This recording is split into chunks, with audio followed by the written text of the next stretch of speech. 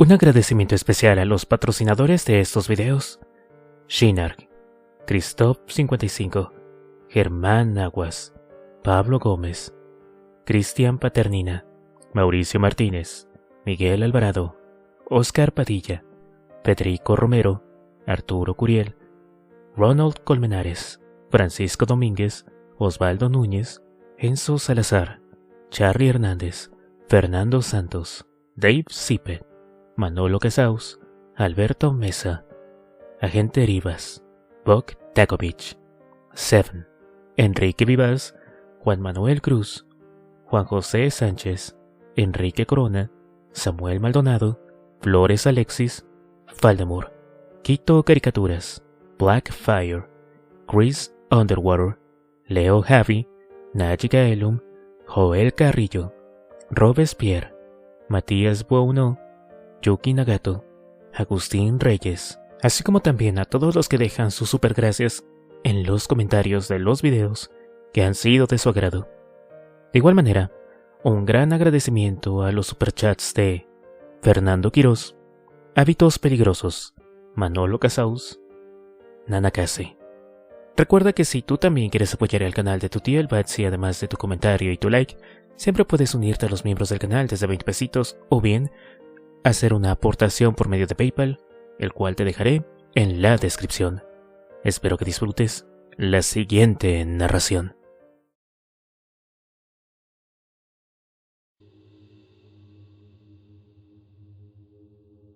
Capítulo 11. Chuck y Dwayne examinaron la zona que rodeaba la ferretería desde la seguridad de la camioneta blindada. La tienda había sufrido los ataques de los saqueadores y de los que pretendían reforzar sus hogares. Habían muertos vivientes por todas partes. Alrededor de 30 erraban por el aparcamiento. Unos cuantos vieron la camioneta y emprendieron su sobrenatural marcha hacia ella, con los rostros hundidos y descoloridos, carentes de expresión alguna. «Nada de eso, nada», dijo Dwayne. «Yo no pienso arriesgarme. Si tantas ganas tienen de tener un generador, que vengan por ellos. Aquí... que pasen entre esos hijos de puta ellos». Chuck analizó la situación. Había demasiados. Jamás conseguirían llegar a la puerta. Sin embargo, uno de los deportes favoritos de Chuck era tomarle el pelo a Dwayne, y no pudo resistirse a aquella oportunidad única de divertirse un rato. Dwayne tenía 35 años y seguía soltero.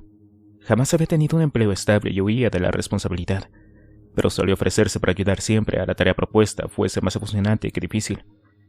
Era perspicaz y no carecía de ciertos conocimientos, por triviales que fueran. Era una persona fiable y por lo general divertida. Chuck lo conocía desde hacía varios años. Uno de los monstruos, un hombre con un ojo colgando y un cuchillo clavado en el pecho, llegó hasta la camioneta y empezó a porrear la puerta de Dwayne. Este se encogió de miedo. «Bien, de acuerdo», dijo Chuck. «Tú te ocupas de ese y sales a toda leche hacia la tienda tan rápido como puedas. Yo te sigo justo detrás». «No me jodas, ¿estás loco?» «De eso nada», dijo Dwayne, con los ojos muy abiertos. «Vamos, será fácil. Podemos correr más que ellos». Chuck apenas fue capaz de contener las sonrisas. Su mirada se dirigía alternativamente a Dwayne, de la ferretería y después de nuevo a Dwayne. «Estás de broma, ¿no? Por favor, tú estás de broma. No puedes hablar en serio». Dwayne empezó a caer en la cuenta de que Chuck solo quería tomarle el pelo. Chuck puso la marcha atrás y se alejó de la hambrienta multitud. «Pues claro que estoy de broma, amigo. No tengo prisa por convertirme en la escena de estos horribles fiambres acatornados». La camioneta vino por la avenida Royal, la principal del pueblo. Los monstruos bordeaban la calle por ambos lados. Si por casualidad uno se ponía delante del vehículo, Chuck lo atropellaba de inmediato. Hinchadas por el calor, unas cuantas criaturas explotaron con solo tocarlas. Los miembros y la sangre salpicaron el capó y el parabrisas. «Oye, ya sé dónde podríamos encontrar un generador», dijo Chuck. «Y puede que por allí solo haya unos cuantos de esos putos cabrones». «¿Así? ¿Dónde?», preguntó Dwayne, encantado ante la perspectiva de no tener que enfrentarse a muchos monstruos. «El almacén de alquileres, Monson. Dudo que se les haya ocurrido a muchos ir a saquearlo. No está tan a la mano como una ferretería». «Bueno, sí, tienes razón. Y allí tienen la hostia de generadores. Pero solo si es seguro, ¿de acuerdo? ¿Estamos?» Chuck sabía que Dwayne estaba atemorizado, pero eso no era el problema. Sí tenía miedo. Tendría más cuidado y no tendría que hacerle de niñera. Ya bastante complicado iba a ser. El almacén de alquileres estaba en el límite oriental del pueblo, cerca de la estación del tren. Chuck entró a toda velocidad en el aparcamiento y solo se encontró con 3 criaturas. La camioneta despertó con propósito renovado en los monstruos, que rodearon el vehículo tan rápido como su limitada movilidad les permitió. Chuck abrió su puerta y golpeó a la criatura más cercana, a la que mandó tambaleándose hacia atrás. El lado de Dwayne estaba despejado, así que este se bajó de un salto muy nervioso. Sacó un revólver de la pistolera y de inmediato le voló los sesos a otros de los monstruos. Se soltó un chorro de sangre y materia gris. Chuck sacó el machete de su funda y con una sola pasada le rebanó la cabeza al monstruo del que se ocupaba. La cabeza chocó contra el suelo con un golpe hueco y rodó un poco, con los ojos buscando a la presa y la boca aún haciendo chasquear los dientes y salivando. El tercer diablo se acercó despacio a Dwayne, con los brazos estirados como la criatura de Frankenstein. Chuck se acercó por detrás y le hundió el machete en el cráneo. El monstruo cayó como una roca. Limpió la hoja con la camisa de la criatura y la devolvió a su funda, para comprobar después la zona por si había más muertos. Unos cuantos vagaban a lo lejos, pero no parecían muy interesados, o quizá ni siquiera eran conscientes de su presencia. «Bueno, no hay problema», dijo Chuck muy seguro de sí mismo mientras encendía un cigarrillo y daba una profunda calada. «Entramos, tomamos el generador y salimos. Bim, bam, boom, sin problemas». Chuck cogió la bolsa de herramientas y de la camioneta y corrió a la puerta principal. «Tú quédate aquí de momento», le ordenó al otro. «Vigila por si surgen complicaciones, ¿quieres?» Dwayne examinó la zona con el revólver a punto. Los monstruos del otro lado seguían sin mostrar interés. Uno estaba muy ocupado con una pequeña radio y Dwayne forzó la vista para ver si era uno de los muertos vivientes. El modo pesado que tenía de moverse lo convenció de que así era. Se preguntó qué era lo que aquel monstruo descerebrado encontraba tan intrigante en la radio. Esos bichos no podían comprender cosas como la música. No obstante, el muerto la sacudía con las manos y ladeaba la cabeza con interés. Chuck cogió una roca grande y la estrelló contra el grueso cristal de seguridad de la puerta principal. Tras romper el vidrio, hurgó en la cerradura hasta que pudo girar el cerrojo y entrar con cuidado en una habitación grande y mal iluminada. Después, dejó la puerta abierta, usando la roca como tope. Varias herramientas eléctricas y otros objetos atestaban el suelo. Una gran rata salió corriendo de debajo de una bolsa de lona llena de herramientas y se escabulló por entre las piernas de Chuck. Este se echó hacia atrás y tropezó con una secadora y, para su sorpresa, con un generador de gasolina. Era grande y seguramente bastante ruidoso por la pinta que tenía. No era lo que Mick le había pedido, pero ya no se le ocurría dónde podía encontrar otro. Chuck cogió las asas redondas, tiró con todas sus fuerzas y lo arrastró como pudo por el suelo de cemento. Después de unos minutos, lo soltó para recuperar el aliento. Estaba a punto de ir a buscar a Dwayne, cuando vio algo que brillaba en las sombras. Sobre el depósito de gasolina montado encima, había un cartel con letras brillantes y rojas. Electricidad silenciosa Cummington. Ese sí que podía llevarlo sin problemas. «Bueno, me parece que esto puede servir», dijo mientras echaba el generador al hombro. Fuera sonaron unos disparos y Chuck atravesó a toda prisa el laberinto de herramientas tiradas en el suelo. Cuando llegó a la puerta, vio a Dwayne agachado junto a la camioneta. Se sujetaba el tobillo izquierdo y no dejaba de soltar obscenidades. «¿Qué carajo pasó?», preguntó Chuck. «Esa puta mierda me mordió». «¿Qué te mordió?». Chuck examinó la zona entera. Solo vio cerca a los 3 que se habían cargado al llegar. «¡Eso!», exclamó Dwayne, señalando la cabeza cortada que tenía a escasos metros. La cabeza lucía un gran agujero en la nuca. «¿Pero qué mierda?». Chuck frunció el ceño. «¿Cómo carajo pudo morderte esa cosa, carajo?». «No puede caminar». «Bueno, le di una patada. El muy hijo de puta seguía vivo». Chuck se quedó con la boca abierta. «Por Dios, ¿que eres estúpido?». «Pues bastante estúpido al parecer, carajo. No sabía que una simple puta cabeza podía morderme todavía. Dios, esto es una putada». Chuck examinó el mordisco. Apenas había arañado la piel, pero eso no cambiaría el destino de Dwayne. Chuck dejó el generador en el suelo y sin previo aviso estrelló el puño contra la sien derecha de Dwayne. Este se derrumbó en el suelo inconsciente. Chuck corrió a la parte posterior de la camioneta y sacó un soplete de la caja de herramientas. Después volvió junto a su compañero caído. Sacó el machete de la funda y lo clavó con todas sus fuerzas justo sobre la herida. El apéndice infectado se separó con limpieza del primer golpe, y la sangre comenzó a brotar como un torrente del muñón. Chuck Encendió el soplete y cauterizó la horrenda herida hasta que detuvo la hemorragia. El olor a carne humana quemada le provocó arcadas y tuvo que contenerse para no vomitar mientras terminaba la espantosa tarea. Durante el último par de semanas, había visto varias veces realizar el procedimiento en un intento por detener la infección antes de que se extendiera una vez provocada la primera herida, pero nunca se había quedado lo suficiente para ver si el método había funcionado alguna vez. Al menos Dwayne tendría una oportunidad. Varias criaturas los habían visto al fin y empezaban a acercarse. Unos cuantos más salieron de por las puertas abiertas de la casa y edificios cercanos. Chuck calculó que habría unos 40 a poca distancia de ellos. Tomó a Dwayne, lo arrastró hasta la furgoneta y metió su cuerpo inerte en la cabina antes de recuperar el generador. Una criatura estaba casi lo bastante cerca como para alcanzarlo.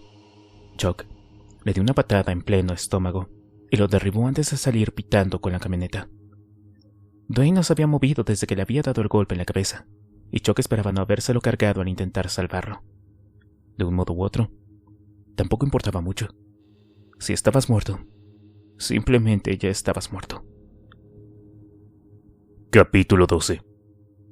El eco de la réplica de unos disparos volvía a resonar en el exterior. Jim cogió la AK-47 y corrió a la puerta. Varios guardias estaban escabullendo por la zona, la mayoría rumbo a posiciones del perímetro exterior, junto a la carretera que llevaba al pueblo. «Necesitamos más potencia de fuego», chilló Mick en medio de la carretera, desde donde se veía una horda de muertos vivientes que cruzaban el puente sobre el ramal sur del río. Algunos ya casi habían llegado a la mitad de su camino hacia el centro de rescate. Jim Workman, como cualquier buen teniente, corrió a la calzada con los demás para reunirse con los 6 hombres armados. Sacó la munición para su arma, balas encamisadas, se dijo al estudiarlas. Realmente penetrantes. Con esto tendría que ser capaz de matar a esos cabrones aunque se pusieran detrás de una pared de ladrillos. Volvió a colocar el cartucho de golpe y tomó posición junto a John y Mick. Los muertos vivientes seguían a 150 metros de donde los supervivientes los esperaban. John dio la orden de esperar. «Quiero que cada maldito disparo sea certero, ¿quién entienden?», ordenó mirando a Jim. «Apunten a la cabeza», dijo después con lentitud. Jim asintió. Si matas el cerebro, matas al monstruo. Los disparos en el cuerpo no servían de nada. Información básica, posplaga. «¡Preparados!», gritó John por encima de los crecientes chillidos de los monstruos. El ejército de horrendos muertos vivientes seguía avanzando y ya estaba a solo 100 metros. Los gemidos y gritos aumentaban con excitación progresiva a medida que se acercaban. Jim miró a John. «Como tiburones», dijo John. «Se creen que se van a dar un festín». Las criaturas se acercaban todavía más. Jim levantó el arma. «¡Acaben con ellos!», ordenó John. Empezaron a disparar a la primera fila, la cual se derrumbó de inmediato, haciendo que los otros tropezaran y cayeran sobre sus cuerpos.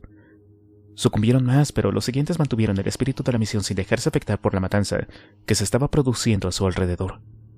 A Jim le recordó una escena de la película sobre la Guerra Civil Americana en la que varias formaciones de soldados avanzaban hacia el enemigo.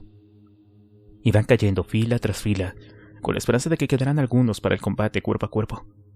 Solo que el ejército no devolvía el fuego. El tiroteo continuó hasta que la última de las criaturas quedó tirada en el suelo inmóvil.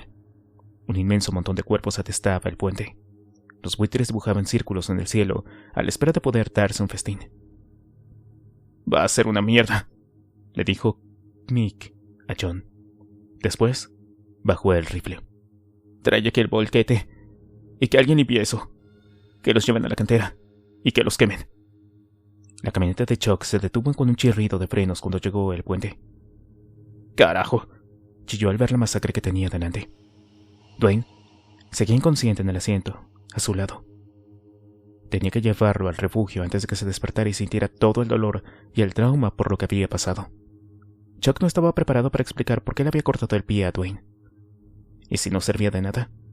Lo único que Chuck habría logrado en ese caso sería causarle todavía más sufrimiento. Vio a Mick y a los otros al lado del puente. Cogió el walkie-talkie y sacó la antena. «Mick, soy Chuck. ¿Me copias?» «Sí, Chuck, adelante». «Dwayne está herido. Tuve que cortarle el pie. No puedo pasar con la camioneta por el puente. Envíame a alguien para que me ayude a llevarlo. ¡Deprisa!». «Mierda», dijo Mick. 10-4. Ahora mismo vamos». Mick volvió a colgarse la radio en el cinturón. «Jim, tienes que echarme una mano. Sígueme». Este sintió y siguió a Mick por el puente. Los dos hombres tuvieron que pisar aquellos cadáveres que olían a rancio. ¿Qué pasó?, preguntó Mick cuando llegaron a la camioneta, y miró a Dwayne. Lo mordieron. No me quedaba más remedio que intentar detener la infección, ¿entiendes? Mick examinó a toda prisa el muñón quemado y supurante, y se estremeció ante la idea de haber tenido que llevar a cabo algo tan horripilante. ¡Carajo! Vamos a llevarlo dentro. El médico puede mantenerlo inconsciente un tiempo. Metió los brazos en la camioneta y sacó a Dwayne del vehículo. Jim se acercó de inmediato para ayudar. Cada uno de ellos cogió una de las piernas de Dwayne y lo llevaron a amboladas hasta el centro de rescate. Chuck cogió el generador de la parte de atrás y se lo echó al hombro. Cuando los tres hombres dejaron el puente, un volquete se acercó a los cuerpos. Marcha atrás, y varios guardias con guantes y máscaras empezaron a cargar a los muertos. Mick y Jim llevaron a Dwayne por la atestada sala hasta la enfermería improvisada donde varios heridos yacían en pequeños cáteres. Algunos estaban vendados a causa de las heridas infligidas por los merodeadores muertos. Uno estaba cubierto por una sábana manchada de sangre. El Dr. Breen, un facultativo de medicina general ya retirado, se apoyó en su bastón. ¿Qué tenemos aquí?, preguntó con un tono cansado.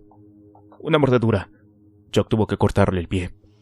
¿Puede mantenerlo dormido un tiempo?, preguntó Mick. Nunca he visto que sirviera de algo, dijo el médico. Me refiero a la amputación, pero haremos todo lo posible. Mick y Jim pusieron a Dwayne en un catre vacío y lo taparon. El Dr. Breen levantó una aguja y apretó el émbolo para sacar el aire de la dosis. Se extiende con demasiada rapidez, dijo mientras le ponía a Dwayne una inyección. La amputación de la zona infectada no funciona. ¿Qué le pasó?, preguntó Jim, mientras señalaba el cuerpo cubierto. Es una chica. Murió esta mañana. Le puse una inyección de ácido sulfúrico a través de la cuenca del ojo para que llegara al cerebro, para que no pueda volver a hacerle daño a nadie. Consume el cerebro y evita que vuelvan a levantarse. Es mucho mejor que rebanarles la cabeza, desde luego. Y yo ya soy demasiado viejo para ese trabajo. Tenemos que sacar esa muerta de aquí, Doc, dijo Mick. Si los malditos zombies no acaban con nosotros, lo hará la falta de higiene. Avisa a John de lo que tiene aquí. Mick se volvió hacia Jim. Ven conmigo. Jim lo siguió al sótano. Al final de las escaleras, Mick encendió una lámpara de queroseno. El sótano era tan grande como la sala de arriba, y solo tenía una puerta de metal para salir. Los dos hombres se acercaron a la pared occidental que daba al bosque y al río. Mick puso una mano en la pared, más o menos a la altura de su cintura, y le dio unos golpecitos. Podemos hacer un agujero aquí para dar salida a los gases del generador y pasar un alargador por el suelo hasta la radio de la oficina. Mick quitó la mano de la pared y se volvió hacia Jim. Estoy preocupado. Quiero celebrar una reunión con todo el mundo mañana por la mañana. Las provisiones empiezan a escasear, y el tráfico que cruza el puente los está trayendo directamente hacia nosotros. Si no tenemos cuidado, vamos a terminar con todos esos bichos aquí metidos. Capítulo 13. El predicador despertó al oír el ruido de los cristales rotos. El salón de actos, pensó. Han entrado. Siguió echando en el banco, escuchando las mesas que se volcaban y las ventanas que se hacían añicos. Así que había acertado. Sabía que al final romperían las ventanas de esa habitación y se meterían dentro. Por eso había entablado la conciencia de la puerta que separaba el salón de actos de la cocina. Confiaba en que no pudieran atravesarla. La luz de la mañana atravesaba la vidriera. Había sobrevivido a otra noche. Si hacía falta, podía quedarse en la iglesia hasta que por fin terminara todo. Disponía de comida suficiente para bastante tiempo. La vieja bomba de la cocina podía seguir sacando agua del pozo. Le echó un vistazo a su reloj. Las 10 menos cuarto de la mañana. Se sentó y se frotó los ojos cansados. Su estómago gruñó dolorido. El día anterior no había ingerido nada y el anterior a ese solo había hecho una comida. Tenía que racionar la comida porque no sabía cuánto tiempo podría seguir allí encerrado. Pero estaba seguro de que Dios le daría la respuesta antes de que se muriera de hambre. El pastor fue a la cocina. Allí la comisión en el salón de los actos era mucho más audible. Tenía que tener cuidado de no hacer demasiado ruido. No quería sacar de quicio a los intrusos que tenía tras la puerta. Si se empañaban, siempre cabía la posibilidad de que fueran capaces de atravesarla.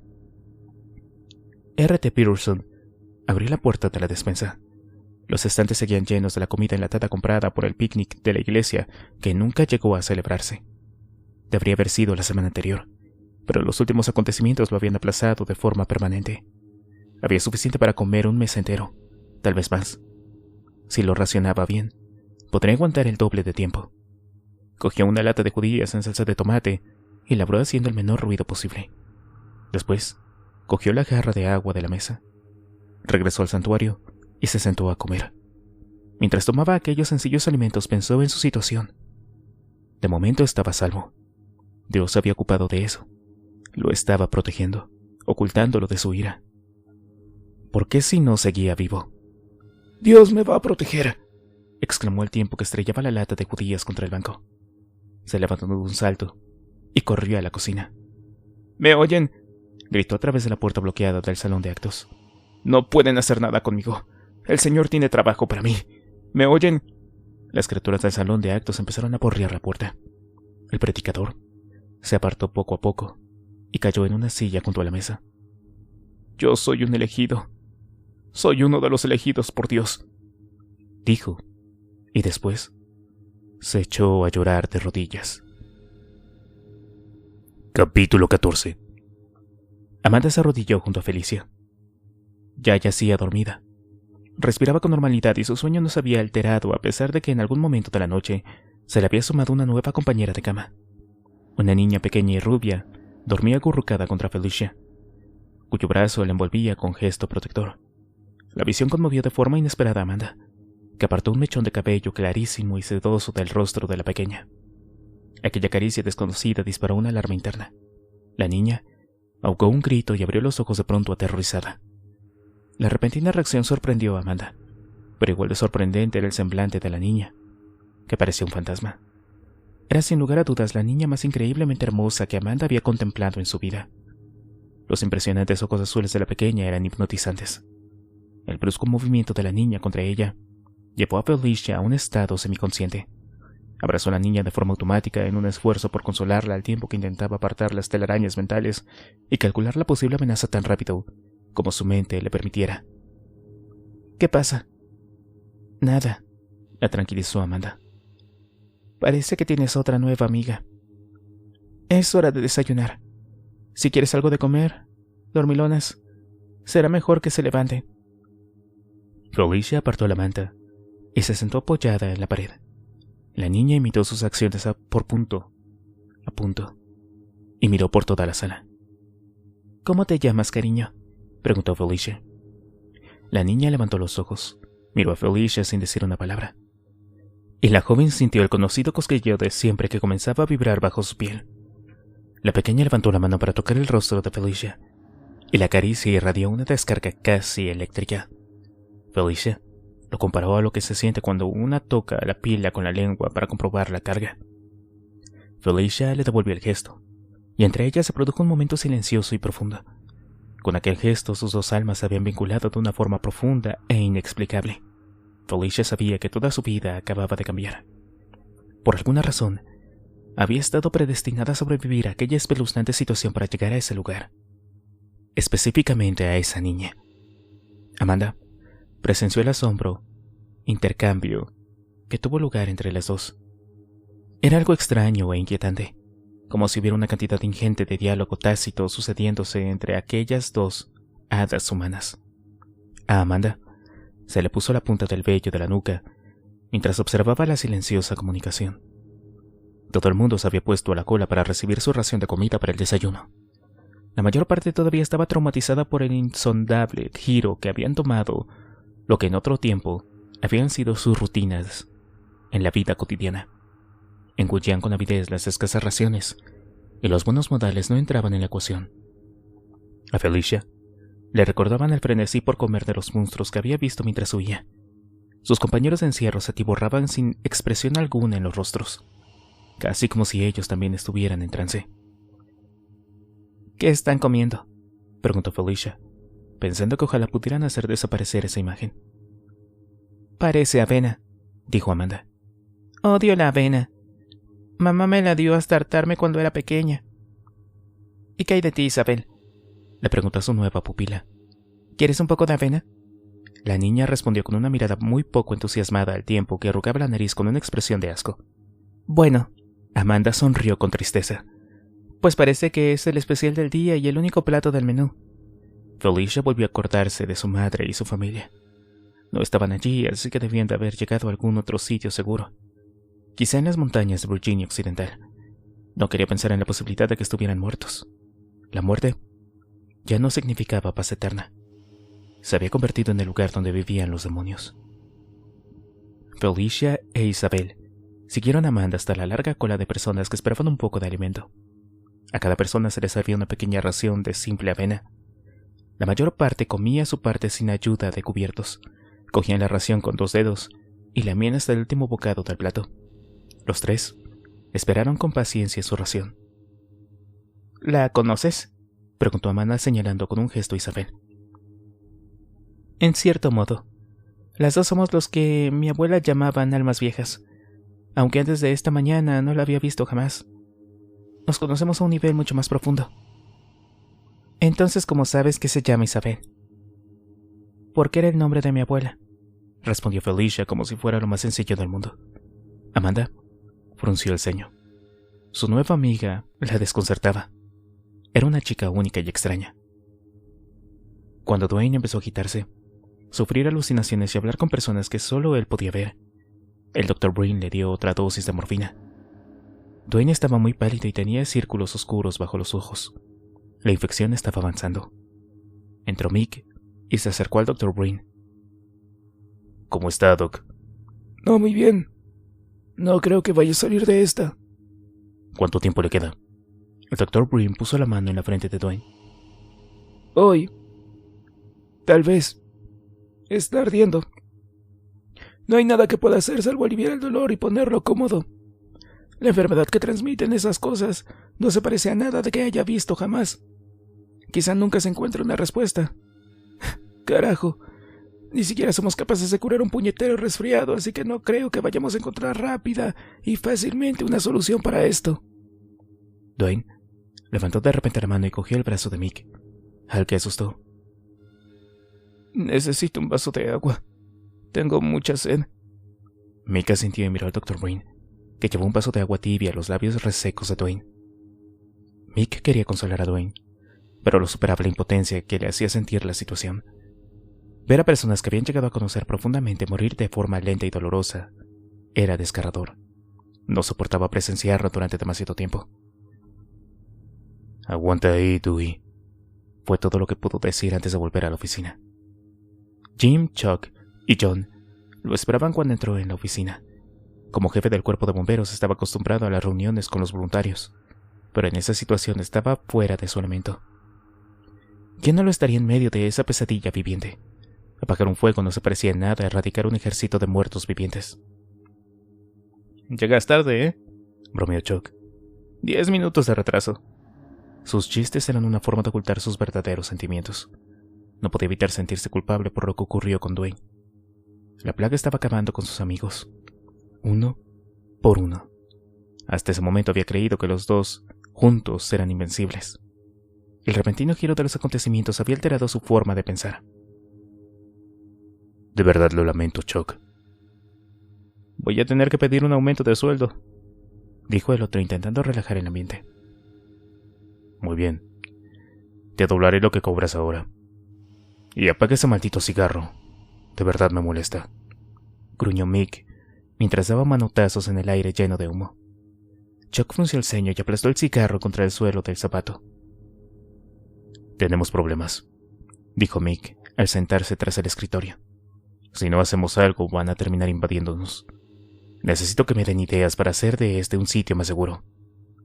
«Bueno, para empezar», dijo John, «cada vez que vuelven las camionetas, algunos de esos bichos las siguen.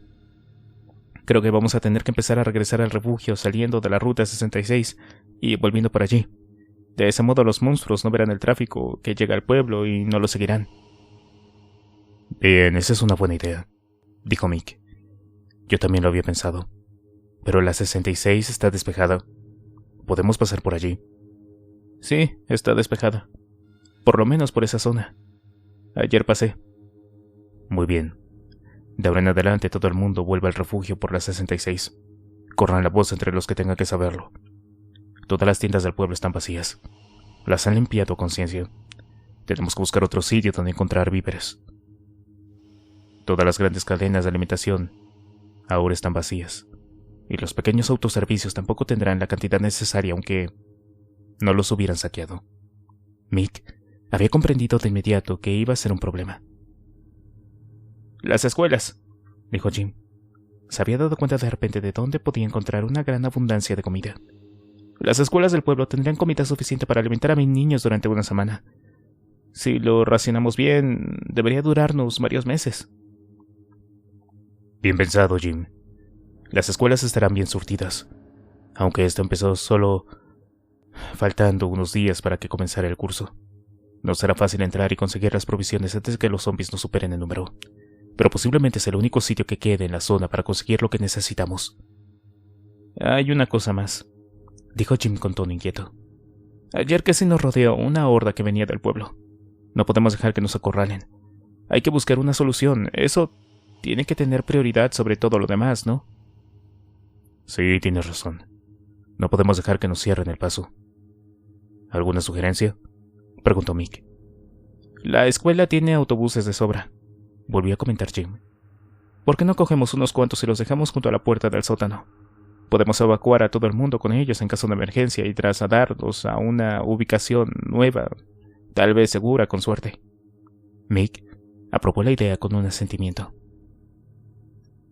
«Podemos usarlo también para sacar la comida de las escuelas. No creo que una camioneta pueda cargar lo suficiente. No podremos volver a cada escuela más de una vez para sacar lo que necesitamos. Estos cabrones irán en masa donde quiera que estemos y se quedarán allí un tiempo. Tienen que sacarlo todo y hacerlo rápido. Es una orden». Capítulo 15. Sharon estudió a la criatura que yacía en la mesa de reconocimiento con los brazos y las piernas y la cabeza bien sujetos. Iba vestida con vaqueros y una camiseta con un desgarrón en el hombro que exponía un mordisco. La causa de la muerte. La criatura estaba mucho más tranquila que cuando había revivido. Casi se había acostumbrado a la presencia de los científicos y eso confundía a Sharon. Al parecer, tenía al menos una pequeña capacidad de aprender nuevos comportamientos. Se preguntaba si todavía sentiría el impulso de atacar, si por casualidad lo liberaban de sus ataduras. Casi sentía compasión por aquel desconcertado ser. No parecían darse cuenta de todo el mal que estaban haciendo. Una fuerza desconocida los resucitaba de entre los muertos y un instinto oscuro los impulsaba a ansiar carne humana viva. En ese momento, entró el Dr. Cowan con un diario de investigación. Tiró el libro sobre su escritorio con un golpe que resonó en la habitación y se volvió hacia Sharon. «¿Qué ocurre, Rich?», preguntó Sharon al adivinar algo horrible por la expresión de su compañero. «Evacuaron Washington. La plaga lo ha invadido todo. Los de arriba se están planteando bombardear todas las grandes ciudades». Sharon tuvo la sensación de que alguien le acababa de dar una patada de karate en todo el pecho. Se quedó de repente sin aire en los pulmones. «Dios mío, no pueden hacer eso. No pueden hablar en serio». «¿De veras lo crees?», se burló el Dr. Cowan. «Es el gobierno, sabio entre los sabios. Pueden hacerlo y lo están haciendo». «Si lo hacen no quedará nada que salvar. Para eso podemos dejar la investigación aquí y sentarnos a esperar que acabe». «Mucha gente tendría que aprobar esa maniobra. Esperemos que alguien tenga el suficiente sentido común para acabar esa idea tan estúpida de la bomba». El médico tomó el diario y continuó. «Tengo malas noticias. Un paciente de Charlottesville en muerte cerebral murió la semana pasada, pero no resucitó. Siguió muerto». «Eso significa que teníamos razón al suponer que parte del cerebro resulta afectada por el fenómeno, ¿no?». «Así es», dijo Cowan. «Nos da un punto de partida con el que empezar. No mucho, pero es algo. El paciente no volvió porque esa parte del cerebro no funcionaba. El resto del cerebro que confronta las funciones menores, el corazón, la respiración y demás, están bien. Pero eso no significa que vayamos a encontrar algo, salvo el lugar en el que empieza el proceso. Puede que incluso lleguemos a más callejones sin salida. Esa de verdad sería una mala noticia». «Cierto, pero al menos ya es algo», dijo Sharon con un tono esperanzador. El Dr. Cowan fue a la nevera que tenía bajo un conducto de aire acondicionado que había junto a la pared. Era una antigua Frigidaire de remate redondo de alrededor de 1,5 metros de altura. más o menos de 1950.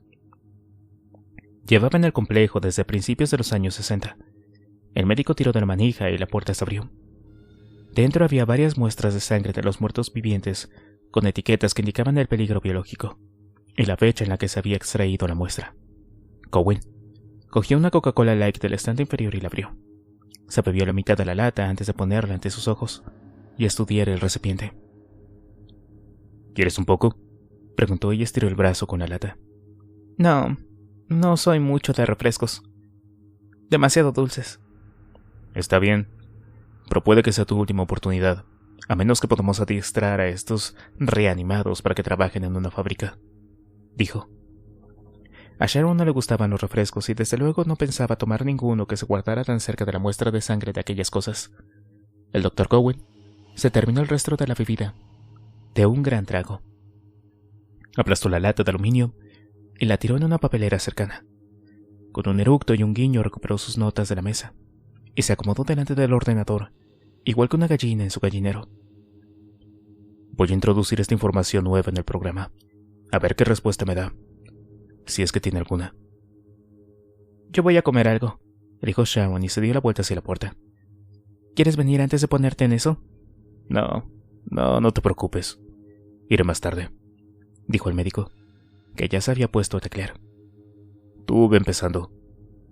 Sharon salió del laboratorio con el corto pasillo que llevaba al corredor principal del complejo. Parecía una calle más que un pasillo. Era una calzada pavimentada con edificios a ambos lados, disponiendo de un sistema de transporte público para trasladar al personal de un extremo de las instalaciones al otro, y de luces montadas en el techo para que pareciera de día dentro de la ciudad subterránea, con el fin de mantener a todo el mundo en sincronía con el mundo exterior. Las luces se mitigaban por la noche.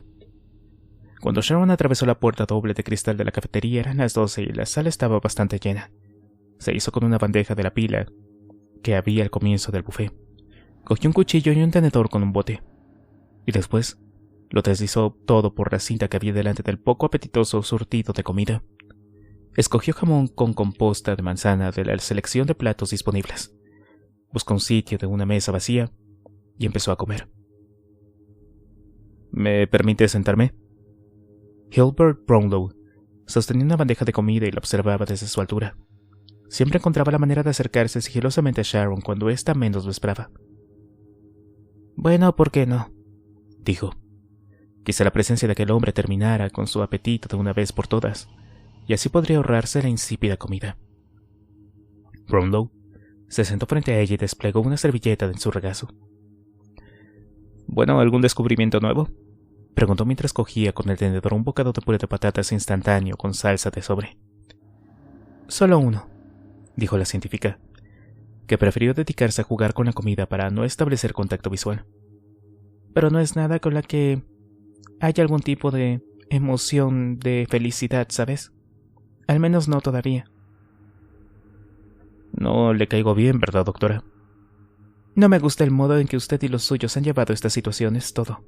Sharon lo miró a los ojos. «Creo que el gobierno no ha hecho nada más que mejorar este conflicto. Más bien al contrario. Todo lo ha empeorado». «Mire, estamos haciendo todo lo posible y todo lo que debemos hacer para salvar a la humanidad», dijo el funcionario con tono sereno. «A veces hay que sacrificar a unos cuantos para salvar a la mayoría». «Claro, señor Spock. Larga vida y prosperidad tirando bombas atómicas. ¿Esa es su idea de la salvación? Se congregan en las ciudades. Es la mejor oportunidad que tenemos de matarlos en gran número. Solo será como último recurso. En realidad está en sus manos. Son usted y los suyos los que tienen que darnos otras opciones, ¿sabe? Los muertos solo durarán unos 10 años antes de que la descomposición destruya el cuerpo, lo que les impedirá moverse. A la Tierra le llevaría mucho más tiempo reparar los daños después de un gran plan. Al menos un plan como el suyo. Sí, no obstante, haremos lo que creamos que debamos hacer». Sharon se levantó de repente y recogió su bandeja. «Como siempre, que es por lo que probablemente estemos metidos en este lío para empezar». Se dio media vuelta y se fue. Dejó de golpe la bandeja en un viejo carrito atestado de bandejas usadas. Salió de la cafetería y bajó por la calle hasta que llegó al lago. Del tamaño de un campo de fútbol, era un sitio impresionante. Alrededor de la extensión de agua habían plantados arbustos y árboles falsos que le daban el aspecto de un parque bien cuidado. Sharon se sentó en un banco de piedra y se quedó mirando el agua. El lago no solo pretendía ser un recurso para obtener agua, sino también un lugar donde encontrar la calma y recuperar la moral. Los científicos, al menos la única que en ese momento era ella, se estiraban en los bancos y cerraban los ojos para poder pensar. Capítulo 16. El mundo es un lugar maléfico, dijo la voz. ¿Comprendes que su destrucción se acerca? El reverendo Peterson se quedó mirando la esfera terráquea que pasaba envuelta en una nube de humo hasta que no fue más que un parpadeo en el vacío oscuro. La sombra lo envolvía y un escalofrío penetró en su alma cuando empezó a flotar. Los pecadores del hombre se han ido acumulando. Han llegado hasta el cielo y ahora serán arrojados al lago de fuego. Las llamas se alzaron a su alrededor, pero no ardieron y no tardaron en desvanecerse en la misma dirección que había ido la tierra. Una vez más, estaba solo en el vacío oscuro. La espada de todo hombre se alzará contra su hermano, y mis ángeles destruirán a aquellos que luchen contra mí. Habrá una plaga con la que castigaré a todos los malvados. Su carne se va a pudrir sin que se derrumben. Los ojos se les pudrirán en las cuencas. La lengua se le pudrirá en la boca. Y ese gran día el pánico caerá sobre el hombre. Consumida será la carne de aquellos que se negaron a ver las señales. Consumida mientras continúen en pie.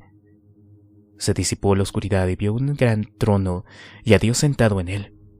A su derecha había un trono más pequeño y el reverendo se vio a sí mismo sentado allí. Tú encabezarás el camino hacia una nueva tierra.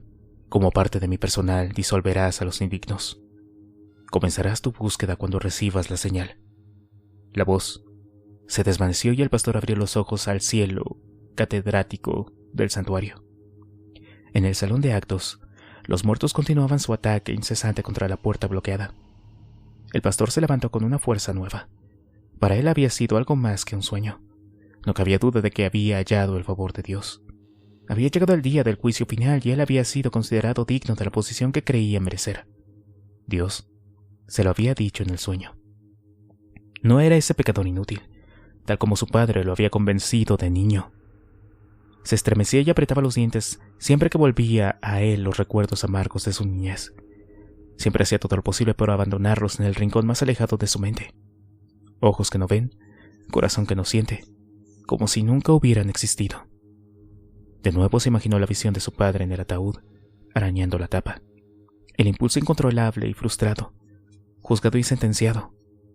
No juzgarás a menos que quieras ser juzgado. Un final de lo más adecuado para un viejo necio, pensó. El pastor se estiró y después se llevó una mano a los riñones. Le dolían y eso hacía que le costara moverse durante un rato. Al despertar, no era tan fácil dormir en un banco y cada día el dolor tardaba más en mitigarse del todo. Se acercó al púlpito y se quedó mirando el césped por la ventana rota. Desde la última vez que lo había comprobado habían llegado más muertos. Cada día que paseaba eran más. Su número ya superaba el de la población de la pequeña comunidad antes de la plaga. Se preguntó de dónde venían, por qué había tantos. Podría ser que llegaran de todas las zonas rurales y montañosas de los alrededores. Pero, ¿por qué a ese lugar precisamente? ¿Era posible que tuvieran algún propósito que también los llevara allí? Habían transcurrido casi 4 semanas. 2 de ellas las había pasado aislado del mundo exterior. ¿Cuánto tiempo duraría el Armagedón? ¿Cuántos de los indignos habrían quedado destruidos hasta el momento? El pastor quería saber qué quedaba de un mundo corrupto y cuánto tiempo más tendría que permanecer encerrado. El reverendo Peterson fue a la cocina y abrió el pequeño armario que había debajo del fregadero para sacar la radio a pilas. El agua se había filtrado por la cañería y había mojado el aparato. El pastor la dejó en la mesa y después volvió al armario para coger una caja de herramientas. No vio que el cierre estaba abierto y el contenido se esparció por el suelo con estrépito. Los porrazos en la puerta se intensificaron. Recogió un destornillador del suelo, se hizo con la radio y regresó corriendo al santuario para llevar a cabo el trabajo. Quitó a toda prisa los 6 tornillos que sujetaban la tapa. Secó con una toalla el interior lo mejor que pudo hasta que estuvo convencido de que estaba lo bastante seco y volvió a poner la tapa. Un sonido estático zumbó por el altavoz cuando empezó a recorrer el dial de FM. Movió el dial de izquierda a derecha para cubrir todo el espectro, pero solo se oía electricidad estática. Cambió a AM antes de rendirse. De pronto, escuchó una voz humana. Por fin había encontrado vida. Muy tenue, pero allí estaba. Estaba hablando un hombre. Debe considerarse extremadamente peligroso y no deben entablar contacto. Nadie debe intentar de ningún modo entrar en la ciudad de Chicago ni en ninguna de sus zonas residenciales. El ejército de Estados Unidos está enfrentando a los ejércitos de los muertos y se les va a notificar cuando sea seguro regresar. El pastor escuchó con toda atención la palabra del hombre. La humanidad estaba librando una batalla perdida. ¿Cómo es que iban a ganar? No se puede vencer a Dios. Volvió a prestar atención a la radio. Se ha prohibido el acceso a la ciudad de Los Ángeles. A cualquier persona que se descubra entrando a la ciudad, se le disparará allí mismo, sin hacer preguntas. Ocurre lo mismo en Miami, Dallas, Filadelfia, Nueva York, Atlanta y Washington. Por favor, no intenten ir a ninguno de estos lugares. Todas las ciudades son un peligro. Cualquier intento de ir a una zona muy poblada es un sabotaje, un suicidio. Hermano contra hermano, pensó el pastor. La profecía se estaba cumpliendo. Pronto aplastarían a todos los indignos y gobernarían los justos. En la cocina se oyó un golpe y el sonido del metal y la madera chocando contra el suelo, lo que desvió la atención del predicador de la radio. El pastor se levantó de un salto y corrió a la puerta. Habían arrancado una de las tapas que tapiaban la puerta y habían forzado una de las cerraduras. Los clavos del marco empezaban a salirse debido a las vibraciones de la puerta. El ruido creado por la caída de las herramientas y el sonido de la radio los había agitado y habían puesto más empeño en entrar.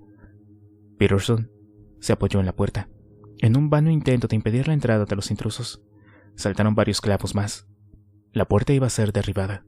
El predicador volvió corriendo al santuario y esperó.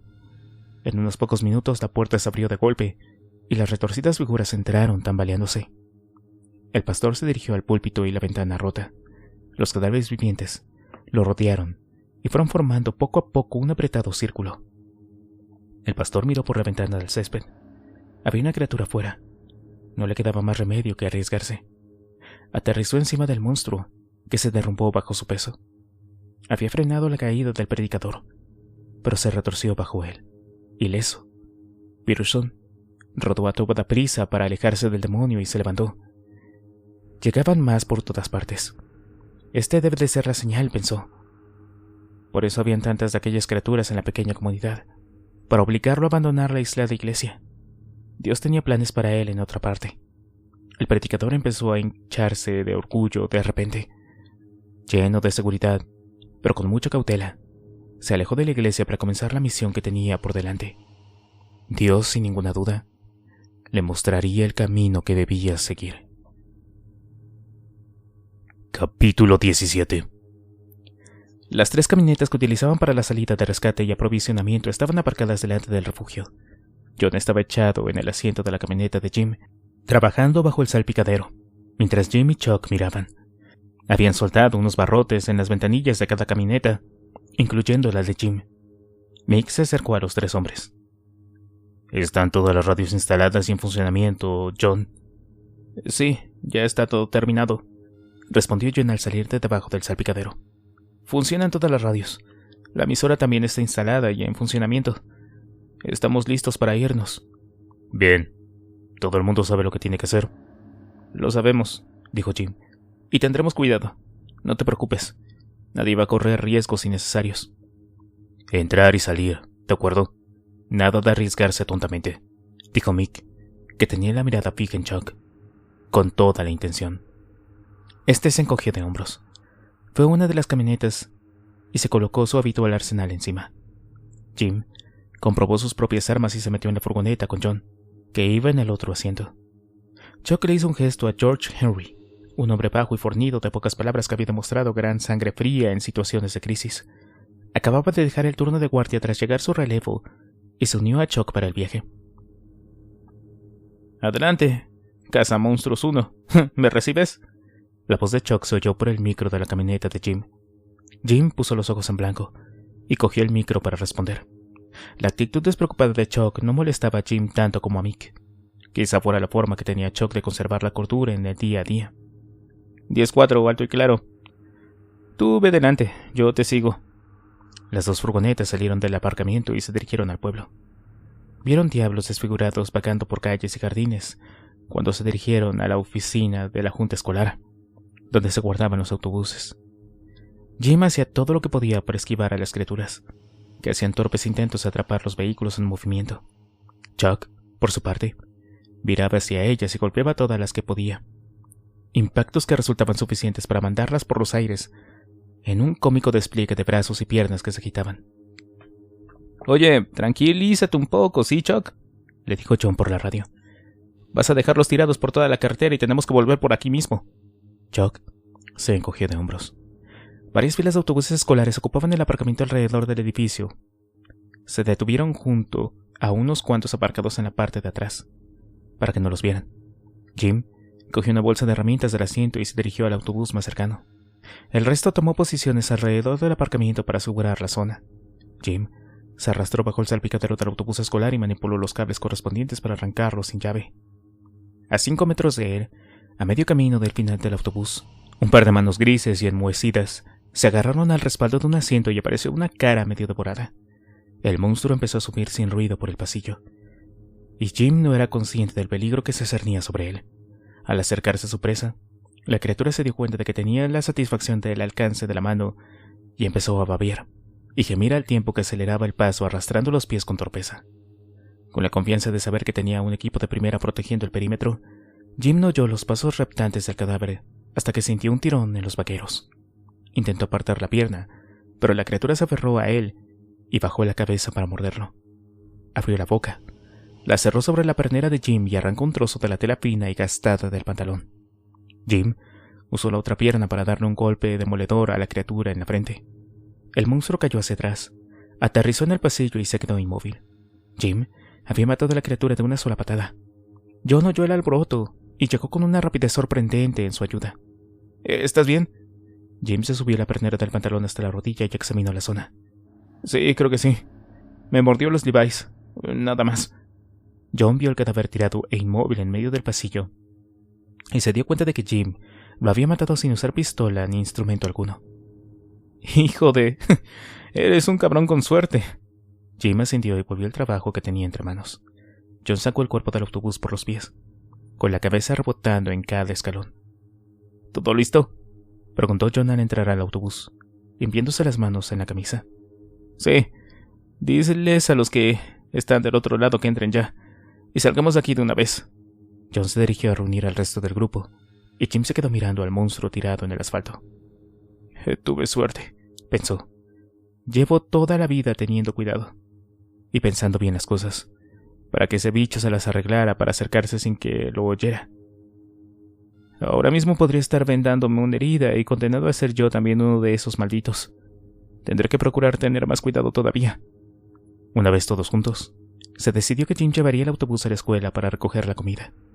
John iría a la cabeza con la camioneta de Jim y Chuck, y George lo seguirían. «De acuerdo, escuchen», dijo John. «Voy a llevar la camioneta hasta la puerta de la cafetería de la escuela, y tú das marcha atrás con el autobús y te acercas todo lo que puedas. Cargamos la comida por la puerta de atrás, y después colocamos la furgoneta a cada lado del autobús. 2 hacen guardia y 2 cargan. Si acercas el autobús a la puerta lo suficiente, no podrán entrar». «Bueno, suponiendo que el autobús arranque, ¿no?», dijo Jim. «Lleva parado bastante tiempo». «¿Estás despierto, Chuck? ¿A ti te parece bien?», dijo John. «Sí, capitán», dijo Chuck al tiempo que se ponían en disposición de firmes y saludaba al estilo militar. «Carajo», exclamó John antes de volver a la camioneta de Jim. John aparcó junto a la puerta de la cafetería y se apresuró a forzar la cerradura. Jim acercó el autobús marcha atrás y se detuvo a menos de 10 metros. Después, 5. Finalmente, a menos de 1 metro, para darle a John espacio y que pudiera así trabajar. Chuck llevó la otra camioneta y la aparcó al otro lado. Los muertos vivientes escaseaban alrededor de la escuela. Jim corrió a la parte de atrás del autobús y abrió la puerta. «Bien, lo tengo», gritó John y abrió de golpe las puertas de la escuela. A la derecha del pasillo había una puerta que decía cafetería. Jim dio marcha atrás con el autobús hasta la entrada de la escuela. Cuando sintió el pequeño choque contra el exterior del ladrillo del edificio, cerró la puerta delantera Se dirigió por el pasillo hasta la salida de emergencia de atrás y entró en el edificio. Bajaron con cuidado por el corredor, con las armas en mano, y se acercaron a las puertas de la cafetería. Jim se asomó a la sala a través de la pequeña ventana de la puerta. Parece despejado. No creo que haya ninguno ahí dentro. ¿Estás seguro? Sí, pero desde aquí no veo la cocina. Igual hay alguno por allí. Jim tomó el walkie-talkie del cinturón. Chuck, ¿cómo vas por allá afuera?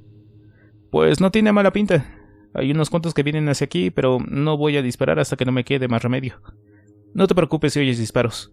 Ya te avisaré si hay algún problema de verdad. 10-4, dijo Jim.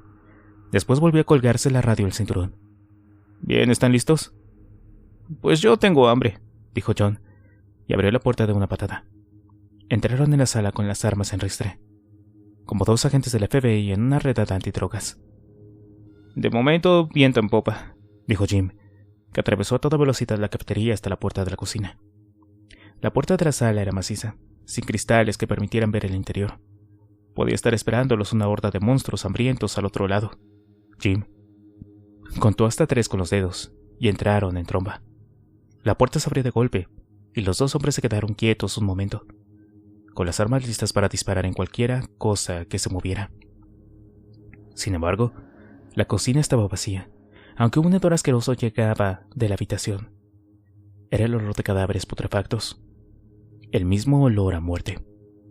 John lanzó un suspiro de alivio cuando se dieron cuenta de que el olor emanaba de los congeladores, que llevaban apagados desde que se había cortado la electricidad. El antiguo policía señaló una puerta cerrada al otro lado de la habitación. Bien, esa debe de ser la despensa. Jim empujó un gran carrito hasta la puerta del almacén. La abrió de un tirón y dio un paso atrás. Los estantes de comida enlatada llenaban la despensa. En el suelo había botes de harina y azúcar. ¡Din, din, din! ¡Bingo!, dijo Jim muy contento. Bueno, vamos a trabajar. Hicieron un viaje tras otro al autobús hasta que la despensa quedó vacía. Muy de vez en cuando sonaba un disparo, cuando los hombres de fuera acababan con alguno de los muertos vivientes. Llevaron las últimas provisiones con el carro hasta el autobús y John le fue pasando los paquetes a Jim, que estaba dentro. La cosa está empezando a ponerse fea aquí afuera, dijo Chuck por el walkie-talkie. Vamos a darnos prisa, ¿sí? Los tiroteos eran cada vez más frecuentes. Jim vio que se acercaban muchos más muertos vivientes. La situación comenzaba a ser muy peligrosa. Cuando John puso la última lata junto a la puerta trasera del autobús, de repente hizo una mueca y una expresión conmocionada le cruzó el semblante. Por lo general, siempre sereno. ¡Ah, mierda!, bramó antes de desaparecer de la vista de Jim. Jim oyó el grito agónico de su compañero y se puso en marcha. Quitó de en medio el carro de una patada y se lanzó a través de la puerta. John se agitaba entre el vehículo y el suelo. Intentaba con desesperación quitarse de encima a los 2 pestilentes demonios que, desde debajo del autocar, tironeaban de su cuerpo, locos por comérselo. Se las habían arreglado para arrastrarlo bajo el autobús tirándole de los pies. Jim se apoderó de las manos de John e intentó sacarlo a rastras, pero no pudo, por culpa del peso añadido de los 2 monstruos. Mientras John chillaba, Jim desenfundó la 44, metió una bala en el cerebro de cada criatura y sacó a John de debajo del autobús. John se estaba ahogando con su propia sangre. Los monstruos le habían arrancado un gran trozo de la carne de la garganta y estaba desangrándose a toda velocidad. Chuck, que había acudido en su ayuda, lo contemplaba todo a través de la abertura que quedaba detrás del autobús y la pared de la escuela. Los disparos continuaban. El guardia seguía derribando a los muertos que avanzaban hacia ellos. Jim sostuvo a John entre sus brazos. Le mantenía la cabeza en alto para aliviar el ahogamiento. Tienes que matarme, dijo John entre borbotones. Por favor, no dejes que pase por eso. Volvió a toser, incapaz de terminar. Jim levantó la cabeza y miró a Chuck, que asintió y se dio la vuelta, incapaz de seguir mirándolo. Sería cruel dejar que John sufriera los agónicos efectos de los mordiscos de la criatura y después permitir que lo que fuera que lo ocupaba tras la muerte usara su cuerpo. Jim intentó contener las emociones que explotaban en el interior mientras se preparaba para lo que había que hacer. Solamente cierra los ojos, por favor. Su voz temblaba. John lo cerró. Jim lo dejó con suavidad en el suelo. Apuntó la 44 a la cabeza de su compañero. Que Dios se aparte de tu alma, En serio, lo digo de todo corazón. Que se apiade de tu alma, dijo, y finalmente apretó el gatillo. Capítulo 18. La tarde se había enfriado y llegaban nubes de tormenta al sur. Había sido un día tranquilo, no se había oído ningún disparo. Felicia se apoyó en la pared, cerró los ojos y disfrutó de la brisa fresca que le quitaba el cabello. No era fácil dejar de pensar en el horror que la rodeaba. Las vacaciones que se habían tomado en la playa en primavera eran un recuerdo divertido, y dejó que su mente se inundara con esas imágenes. Flotaron ante sus ojos visiones de largos paseos junto al océano con su novio y bailes a la luz de la luna, atardeceres violetas y naranjas, con gaviotas. Recordó los gritos de las gaviotas mezclados con el rugido del océano y cómo la habían relajado y tranquilizado. «Lo siento, señorita, pero tiene que entrar». La voz sobresaltó a Felicia. Abrió los ojos y su tranquilo mundo, lleno de belleza, desaparecía, sustituido por un hombre de negro, de ojos hundidos que llevaba una pistola al costado. «Lo lamento, pero no puede quedarse aquí afuera», repitió el hombre. «Tranquilo, no pasa nada», dijo otro más atrás. Felicia se volvió y vio los ojos azules y risueños de Mick. «Ya me encargo yo», dijo Mick. El hombre negro asintió y se alejó. Mick se meció un poco sobre los talones en las manos a las espaldas, sin saber muy bien qué decir a continuación. Era muy tímido con las chicas, y nunca se le ocurría nada ingenioso. «Parece que se avecina una tormenta», dijo al fin, y se maldijo por no ser capaz de pensar en nada salvo el tiempo. «Hace semanas que se cierne una tormenta sobre nosotros», dijo Felicia, que había levantado los ojos y miraba a las nubes negras. «¿Cuándo se irá? ¿Cuándo acabará todo?» «No lo sé, señorita», dijo Mick. «Quizá cuando haya cumplido su objetivo». Felicia vio por primera vez lo dulce y a la vez fuerte que era el rostro de aquel hombre. «¿A qué te refieres?» Mick observó la tormenta, que se acercaba y ordenó sus pensamientos. Algunas personas dicen que la Tierra misma es la razón para que haya tantas enfermedades nuevas, que hemos destrozado este planeta a nuestro antojo y ahora está contraatacando. Está intentando sacar de su cuerpo nuestra polución.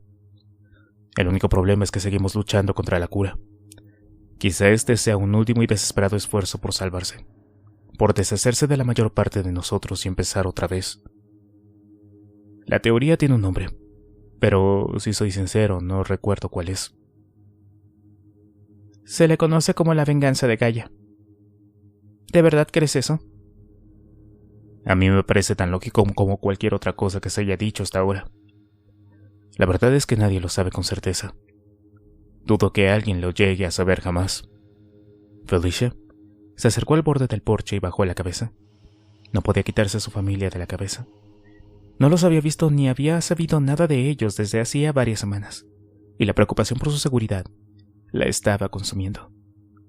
Una lágrima solitaria le resbaló por la mejilla. Tenía miedo y estaba sola, salvo por la silenciosa niña fantasma que parecía haberla adoptado. Eso al menos era un consuelo. ¿Estás bien?, preguntó Mick mientras le ponía una mano en el hombro. ¿Hay algo que pueda hacer por ti? Felicia se dio la vuelta, apoyó la cabeza en el pecho masculino y dejó correr las lágrimas. «Solo estoy sola», sollozó. «He perdido a todos los que me importan». Mick la abrazó con fuerza. «Todo irá bien. Estás a salvo. No te preocupes». Felicia lloró hasta que se alivió parte del dolor y después se secó los ojos. «Lo siento. Tú no tienes tiempo para estas cosas, de seguro». «Tranquila, no pasa nada. Ven a verme siempre que necesites hablar». «Viene el autobús», exclamó uno de los guardias, lo que interrumpió el momento de la pareja. Mick le dio a la mano de Felicia un último apretón y la soltó. «Ahora ve dentro. Iré a ver cómo te encuentras dentro de un rato».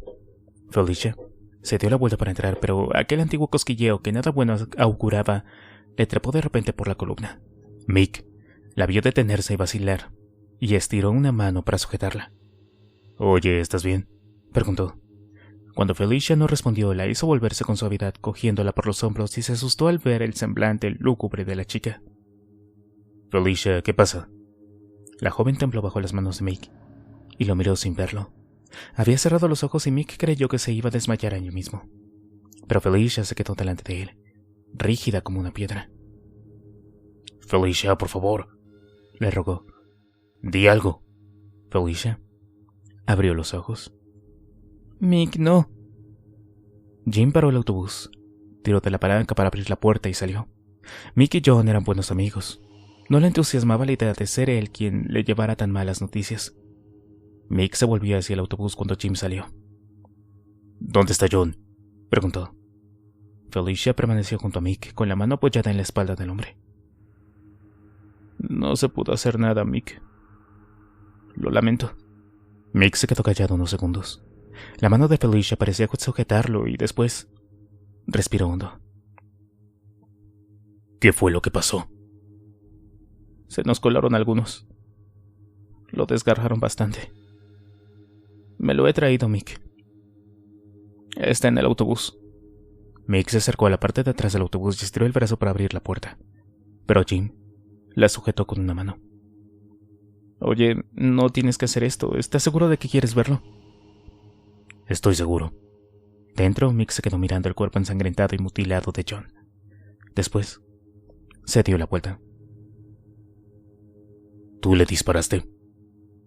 «Él me lo pidió. Se estaba muriendo».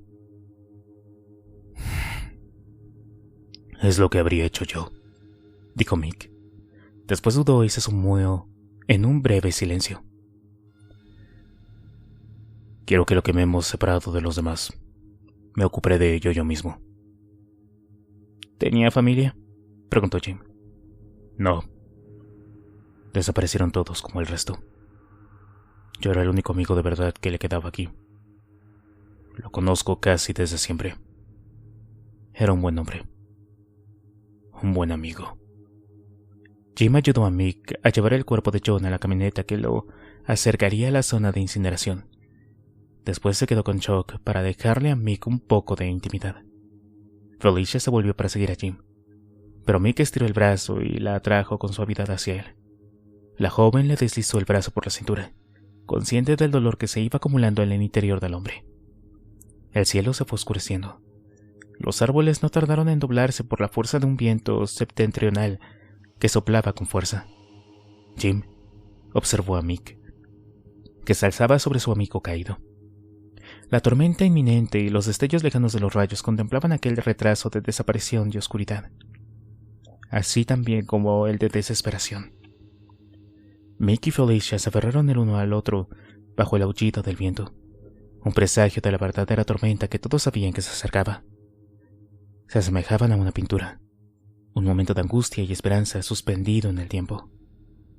Nada más y nada menos. Capítulo 19. El reverendo Peterson se sentó junto a la carretera y se preguntó qué iba a hacer a continuación. Había dejado la iglesia atrás, a kilómetros de allí, con las puertas derribadas y su santidad violada por demonios errantes en busca de víctimas humanas. No había pasado ningún auto en las 2 horas que llevaba caminando. De vez en cuando había tenido algún encuentro con unas cuantas criaturas, pero no era difícil dejarlas atrás corriendo. El pueblo todavía estaba a un día de distancia y empezaba a oscurecer. Tenía que encontrar un sitio en el que pasar la noche. Sabía de una escuela lejana, a 1,5 kilómetros más o menos de distancia, que se había utilizado para tratar a adolescentes conflictivos. Los padres ricos y famosos enviaban a sus hijos allí a la primera señal de problemas. Era una forma fácil de quitárselos de encima en lugar de hacer lo que se suponía que era su trabajo, es decir, educar a sus hijos. El lugar seguramente estaría abandonado y a aquellas alturas no había ninguna duda. Sería un buen sitio para esconderse. El pastor continuó su camino. No había muchas casas en la zona, así que no había criaturas rondando por allí. Durante su marcha sin incidentes, el reverendo se convenció de que era obra de Dios que la mayor parte de los zombies deambularan fuera del camino. Está bien contar con el favor del Señor, pensó. El desvío que llevaba al sitio que buscaba estaba justo delante. Tendría que bajar otro 1,5 kilómetros por Skyview Drive antes de llegar a la antigua escuela. Aceleró el paso para intentar alcanzar su destino antes de que la oscuridad y la tormenta inminente se le echaran encima. Un espeso bosque lleno de árboles retorcidos y medio oculto por una bruma que se aferraba al suelo rodeaba el camino. Sus ojos salían disparados hacia los árboles una y otra vez. La sensación de inquietud iba creciendo con cada sonido no identificado. Se hacía la oscuridad y una lluvia ligera comenzó a golpearlo en la cara. Estaba a menos de 1 kilómetro de su objetivo y no podía deshacerse de la sensación de lo que estaba sintiendo. Es decir, observado. Peterson se detuvo en seco y se quedó inmóvil. Un chico de rostro mugriento y unos 17 años de edad saltó delante de él, apuntándole a la cabeza con un rifle. El reverendo miró a la izquierda, después a la derecha y vio a 2 chicos más con armas ocultos en el bosque. «No des un paso más, amigo, o te reviento los sesos», dijo el chico del camino. El predicador se quedó quieto y levantó las manos cuando los otros 2 salieron del bosque y lo rodearon. «No pasa nada, hijo mío, soy un hombre de Dios.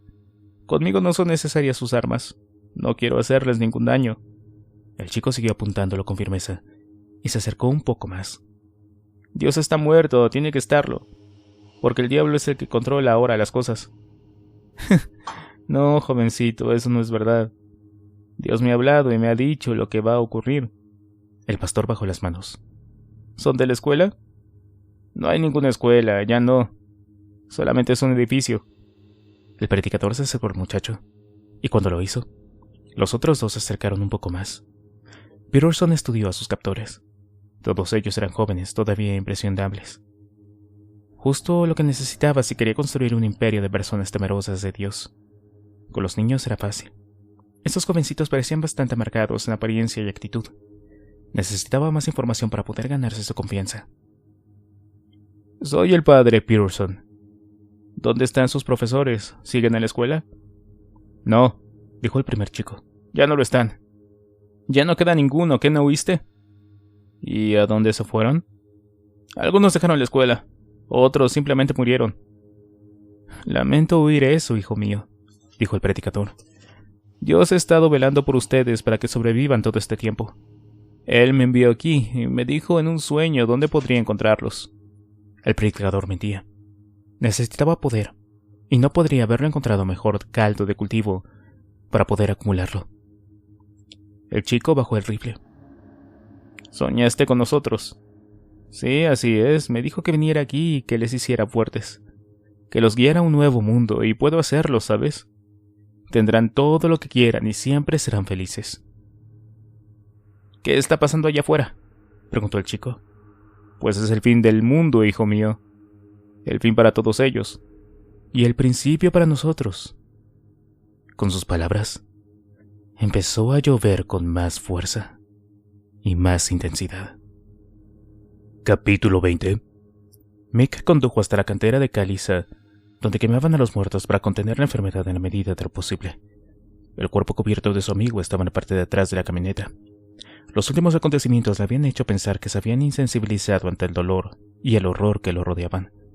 Pero cuando la muerte lo golpeó tan de cerca, se dio cuenta de que no era así. Pasó junto al puente en el que Chuck estaba quemando los cuerpos y llegó a una zona más alejada que estaba rodeada por acantilados de piedra caliza de unos 70 metros de altura. Detuvo el motor y contempló la tarea que tenía por delante. Echó un gran trago de una petaca de plata llena de bourbon. «Mierda. Más me vale que me ponga a ello», dijo. «Retrasarlo no lo va a hacer más fácil». Mick salió de la camioneta y fue hacia la puerta trasera. El cuerpo de John estaba envuelto en un saco de dormir. El pedido especial que John había echado a la empresa de artículos de deportes. El mejor drive antes de quebrarse. Un hombre del tamaño de John tenía que hacer pedidos especiales para la mayor parte de la cosa que llegaba a tener bajo su propiedad. Mick introdujo los brazos y arrastró el enorme cuerpo de John para sacarlo de la camioneta y dejarlo en el suelo. Se quedó mirando el cadáver envuelto de su amigo caído. Amanda había cosido la parte superior del saco con una aguja e hilo de pesca y había encerrado al hombretón como una oruga en un capullo.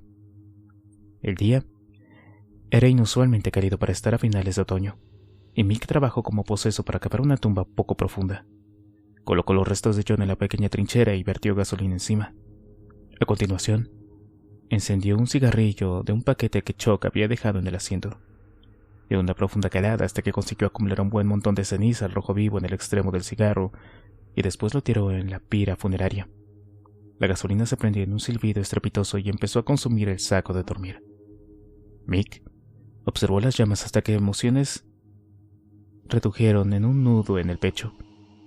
Aún le dolía la garganta por las lágrimas no derramadas cuando le dio la espalda a la hoguera. En lugar de venirse abajo, canalizó su dolor convirtiéndolo en rabia. Maldijo a Dios y después lo negó. No hay ningún Dios.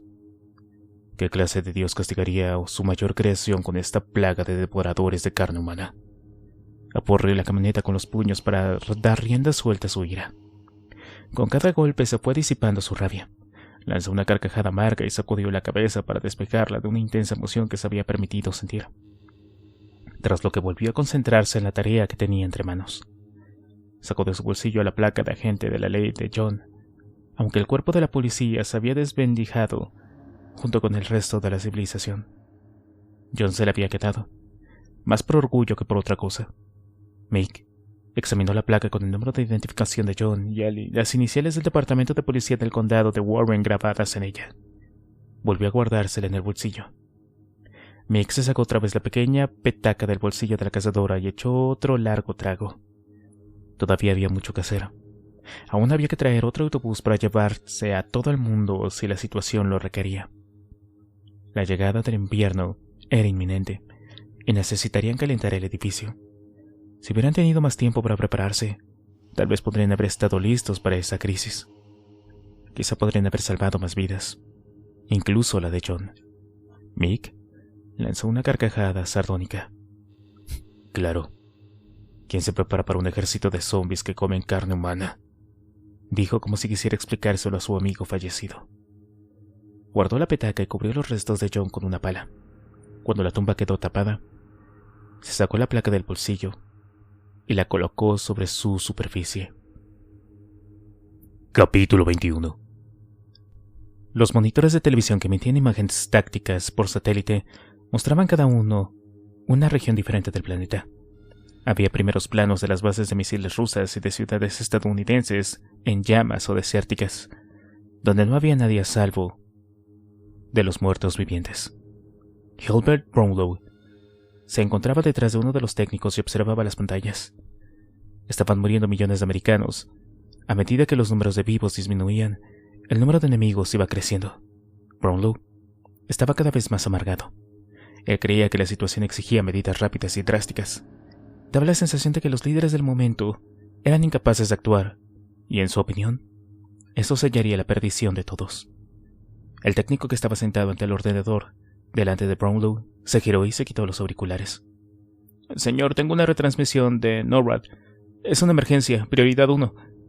¿Es visual? Así es, señor. Póngale en la pantalla 5. La imagen de Nueva York en llamas se desvaneció y la sustituyó en la sala de comunicaciones de NORAD. Un joven teniente al que Brownlow no reconoció estaba sentado ante el ordenador, pálido de miedo. Señor, nuestra seguridad está comprometida. La situación es muy grave. Quiero hablar con el presidente, dijo Brownlow. ¿Dónde está? El presidente está muerto, señor. El vicepresidente también está muerto. Esas cosas han invadido estas instalaciones. Yo me he encerrado en esta sala y de momento estoy a salvo. Pero aquí no hay comida ni agua. Y hay cientos de esas cosas allá afuera, junto a la puerta. Estoy atrapado. Teniente, ¿quiere por favor verificar que el ordenador que tiene delante está encendido y operativo? Sí, señor. El teniente asintió y ejecutó la orden. Señor, está operativo. Bien, dijo Brownlow. Ahora debajo de usted a su izquierda verá una caja fuerte. La combinación es 150689. Por favor, ábrala. El teniente abrió la caja. Dentro encontró una tarjeta roja y la sacó. Brownlow prosiguió. La tarjeta debería decir: estoy de pesca, no puedo jugar. ¿Estoy en lo cierto? Sí, señor, así es. Por favor, teclee esa contraseña en su ordenador tal y como está escrita. Ahora. El teniente tecleó la contraseña en su ordenador y apareció una página de texto con un botón que decía ejecutar. Al final de la página. Por favor, lea las órdenes en voz alta, teniente. El teniente leyó las órdenes. Su voz resonó por los altavoces de la sala para que todos lo oyeran. En caso de emergencia nacional y si se produce la muerte del presidente de Estados Unidos y su gabinete ministerial, o en caso de que cayera NORAD, todas las funciones de mando serán por la presente transferidas al centro de mando de Mount Weather. La responsabilidad del cargo de presidente se trasladará al secretario que se encuentre al mando. Al teniente se le cayó la tarjeta de los dedos y flotó hasta el suelo. ¿Entiende lo que ha leído, teniente? Sí, señor, lo entiendo. Por favor, ejecute la orden. El teniente movió el cursor hasta el botón de ejecutar y lo pinchó. En pocos segundos las pantallas de los ordenadores de la sala de guerra de Mount Weather mostraron una barra de descarga. Cuando la barra se volvió azul por completo, la suave voz femenina del ordenador dijo: Traspaso completado. Todas las funciones de mando activadas. Brownlow al fin estaba contento y se permitió un pequeño suspiro de alivio. Podría tener fin a esa pesadilla. Tal vez a su manera. Era el momento que había estado esperando. Ya no se vería forzado a quedarse sentado sin hacer nada mientras Estados Unidos era pasto de las llamas. Gracias, teniente, le dijo al hombre de la pantalla. Y buena suerte, hijo. Brownlow puso fin a la transmisión sin pensar más en el joven y se colocó delante de los monitores de televisión. Caballeros, anunció con aire prepotente, la responsabilidad y el bienestar de este gran país han sido transferidas a nuestra base. Ahora somos nosotros los que debemos encontrar una solución. Necesito saber la proporción de muertos comparados con los números de vivos. Primero en las ciudades principales y después en las zonas rurales. Y quiero el informe mañana a las 9 de la mañana. Y eso a más tardar. Brownlow salió por la puerta y dejó a sus subordinados consternados. Algunos temían el próximo movimiento de aquel hombre. La noticia de la caída de NORAD se extendió de inmediato por toda la base. Rich, Cowan y Sharon estaban en el laboratorio cuando escucharon lo ocurrido. Era justo el giro de acontecimientos que no se habían atrevido a imaginar. El hecho de que Brownlow se encontrara al mando del arsenal militar de la nación añadía un elemento de mayor incertidumbre a su dilema. El Dr. Cowan examinó con atención la muestra de saliva de la criatura atada que continuaba en la mesa de reconocimiento. Había determinado que el virus responsable de la infección y la muerte no estaba presente en el torrente sanguíneo. Nada, Sharon, todavía nada. Sharon se paseó por el laboratorio sumida en sus pensamientos. ¿Qué ocurriría si se introdujera sangre fresca en la muestra de saliva? Quizás sea algo que reaccione de forma conjunta, ¿no? Es posible. Me sacaré yo un poco. El Dr. Cowan cogió una jeringuilla estéril y la sujetó entre los dientes mientras se frotaba el interior del codo con alcohol. Después se dio unos golpecitos en el brazo con 2 dedos hasta que se le hinchó una vena. La aguja la punzó al perforar la piel y el médico hizo una mueca al sentir el pinchazo. El cilindro se volvió rojo con el líquido que le daba vida. Bien, esto debería de bastar. Llevó la muestra al microscopio. Y ahora veamos qué pasa. Volvió a centrar la imagen y el estudió durante varios minutos. Siguió allí. No observó ningún cambio. Estoy perdido, dijo mientras se alejaba de la pantalla. No encuentro una sola cosa que pueda provocar esta infección. Si no encontramos algo que ofrecerle a Brownlow... Se le fue la voz. Sharon sabía a qué se refería. Gilbert Brownlow quería apretar el botón y terminar con el problema. Y en el proceso, destruir la mitad del maldito planeta. Capítulo 22. Amanda se aventuró por los escalones sin que nadie la viera y bajó al sótano del refugio. Casi un mes sin darse un baño decente era demasiado para ella. Los guardias no permitían que ninguno de los supervivientes saliera y mucho menos que bajaran al río a bañarse. El agua que se llevaba al refugio era solo para beber. Era demasiado peligroso recoger suficiente como para que además pudieran asearse. El sótano estaba a oscuras. Amanda apenas podía distinguir la ranura de la luz que rodeaba la puerta que llevaba al exterior. La falta de la luz la ponía nerviosa. El edificio estaba bien protegido, pero siempre que había la posibilidad de que hubiera algo acechando y esperando. El corazón se le había desbocado en el pecho. Siempre le había tenido un poco de miedo a la oscuridad. Con los brazos estirados fue palpando en su camino hacia el rayo de la luz y encontró el pomo. La puerta tenía el cerrojo echado, pero Amanda estuvo manoseando hasta que se abrió e inundó la habitación de claridad. Dio un pequeño suspiro de alivio cuando giró el botón del pomo para cerrar con llave la puerta tras ella. Amanda bajó a toda prisa el sendero, pero sin dejar de prestar atención a su alrededor. El río estaba detrás del refugio, a 100 metros, y la joven sentía anticipadamente y con impaciencia el agua fresca que bañaría su cuerpo. Echó a correr. El río bajaba tranquilo y limpio. Buscó un lugar discreto y lo encontró en unos metros, río arriba. La orilla bajaba poco a poco hacia un estanque ancho y profundo. Amanda se quitó los zapatos, se desabrochó los vaqueros, se los bajó y después los apartó de una patada. La blusa fue la siguiente en caer, y se quedó solo con unas bragas negras para ocultar su desnudez. Saltó al agua y se hundió al río. Dejó que el agua corriera por su cuerpo mientras ella se sumergía y resurgía como una niña jugando, apoyando los pies desnudos en el lecho esponjoso del río. Con una pastilla de jabón Ivory que le había virlado el doctor Green de sus provisiones de enjabonó, el cual usó para su cuerpo, y el pelo con un deleite que casi era erótico. Se sumergió para aclararse, después se apoyó en una roca cerca de la orilla y cerró los ojos. La estación apropiada para nadar ya había quedado muy atrás, pero era tal el placer de sentirse limpia que el agua fría y la carne de gallina le daban igual. Se partieron unas ramitas y Amanda abrió los ojos de repente. Vio acercarse un monstruo que se había metido hasta los tobillos en el agua con los brazos estirados y un agujero enorme a modo de boca. Amanda giró en redondo y usó los pies para alejarse de la fea mandíbula de un empujón y dirigirse a aguas más profundas.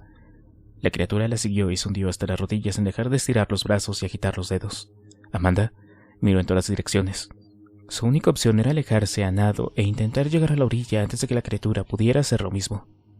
Empezó a nadar corriente abajo cuando salió otro monstruo de entre los árboles arrastrado por una pierna mutilada. Empezó a entrar en el agua pero se detuvo al borde, como si pretendiera cerrarle el paso a Amanda. La otra criatura siguió avanzando hacia ella con el agua hasta la cintura. Parecían estar trabajando juntos, guiándola como los lancheros con un banco de peces. Amanda viró y nadó hacia aguas más profundas mientras luchaba por mantenerse con la cabeza afuera. La criatura evadió hasta que el agua le llegó a los hombros. Entonces se detuvo y volvió atrás, temeroso de la corriente. Esperó allí bloqueándole el camino. Amanda tenía que hacer algo y rápido. Se le estaban cansando los brazos de moverlos para mantenerse a flote. Empezó a nadar corriente arriba, pero el monstruo de la orilla la siguió por tierra. La otra criatura había vuelto hasta donde el agua le llegaba a la cintura. No podía nadar más rápido de lo que los monstruos podían moverse por tierra. Tendría que cruzar todo el río a nado. Estaba a punto de hacerlo cuando llegó Jim corriendo por el camino y apuntó al monstruo que estaba en tierra. Disparó y el zombi cayó al suelo. El del agua, confundido y sin saber qué humano atacar, dio marcha atrás y apuntó toda su atención hacia el segundo. Estuvo a punto de tropezar consigo mismo. Jim apuntó con cuidado, volvió a disparar y acertó a la criatura en la frente. La cabeza del zombi cayó hacia atrás y su cuerpo giró en el agua antes de hundirse. Volvió a aparecer y comenzó a flotar corriente abajo. Amanda regresó nadando hasta que pudo hacerse pie. Jim se acercó a la orilla del río y esperó. «Oye, ¿estás bien?», preguntó con una ligera sonrisa. «Sí, creo que sí», dijo ella. De repente se dio cuenta de que llevaba los pechos al aire y tenía los pezones erectos por el agua fría. Avergonzada se cruzó los brazos para ocultar su desnudez. «Estoy bien», dijo. «¿Te importaría?», señaló la blusa sin descubrir los pechos que le brillaban por el agua. Jim había clavado los ojos en ella, pero después reaccionó. Sí, por supuesto. Le tiró la blusa y Amanda se deslizó la prenda por la cabeza. Lamento haberme acercado así, pero daba la sensación de que necesitabas un poco de ayuda. Amanda recogió sus vaqueros y embutió una pierna y después la otra. «Me siento igual que un idiota», dijo mientras se los abrochaba. «Soy una auténtica imbécil». «Bueno, no sé, a mí me parecía una idea bastante buena», dijo Jim. Un guardia bajó corriendo por el camino, sin aliento y con el rifle en ristre. Jim se giró en redondo, listo para pelear otra vez. «¿Se encuentran bien?», preguntó el guardia mientras miraba a la criatura muerta. «Sí, todo bien», dijo Jim. Después se volvió hacia Amanda. «Oye, la próxima vez avísame cuando quieras bajar aquí. ¿Te acompañaré?», le sonrió. «No te preocupes, me daré vuelta». Amanda recogió los zapatos y los vació de arena antes de ponérselos. Tardaría bastante tiempo en intentar bañarse otra vez. Prefería enfrentarse a la porquería a pasar a otro encuentro como aquel. Si no hubiera sido por Jim, se habría convertido en el almuerzo de 2 zombies. El guardia empujó a la criatura que quedaba hasta el río y observó cómo se alejaba flotando. El agua de alrededor se volvió roja cuando el agujero de la bala soltó sangre y materia gris. Un banco de pececillos se reunió alrededor del cadáver para darse un festín con el inesperado regalo. Capítulo 23. El reverendo Pearson le echó un buen vistazo a la escuela de Skyview. Era una gran casona victoriana con aguijoles abovedados y torres octogonales. Un gran porche cubierto envolvía 3 de los flancos. Había varios cobertizos pequeños en el patio de atrás. En el porche había otros 2 adolescentes con impermeables amarillos y unos rifles al lado. Se bajaron las capuchas y se reunieron con los 3 que escoltaban a Pearson, vestidos con trajes de faena militar debajo de los impermeables. Les sorprendió bastante ver llegar a alguien más. «Oye, ¿quién es?», preguntó el más alto de los chicos mientras usaba el cañón del arma para señalar. «Dice que es predicador o algo así», dijo el chico de la cara sucia que le había cerrado el paso a Pearson en la carretera. El chico más alto estudió al reverendo. «Este no es predicador, no parece predicador. Igual es uno de esos zombies. Puede que sea un espía que está aquí para matarnos, como tú dijiste», dijo el primer chico. Cara sucia golpeó al chico más alto en el pecho y estuvo a punto de derribarlo. «No es ningún zombie, idiota. Los zombies no hablan y este sí. Pero sí que puede que sea un espía».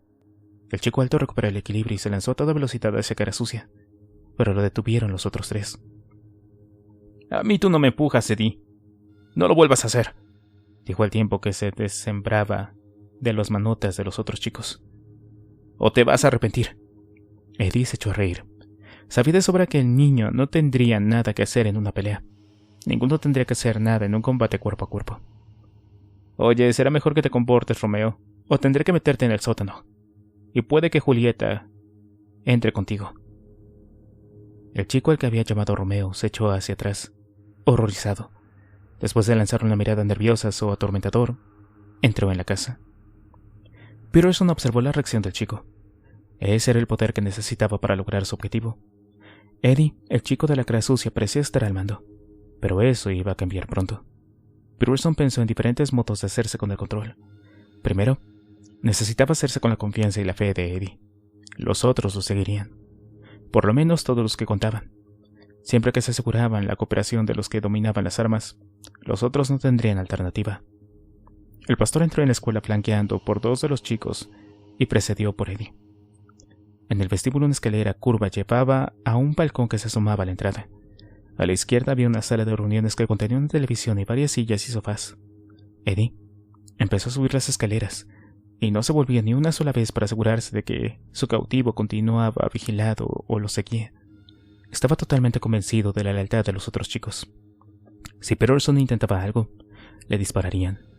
Pearson lo presintió y lo siguió en silencio. Todavía no había llegado el momento de dar el primer paso. Al menos estaban subiendo al piso de arriba y no bajaban al sótano. Al chico de afuera le había aterrorizado la mera idea de que lo metieran allí.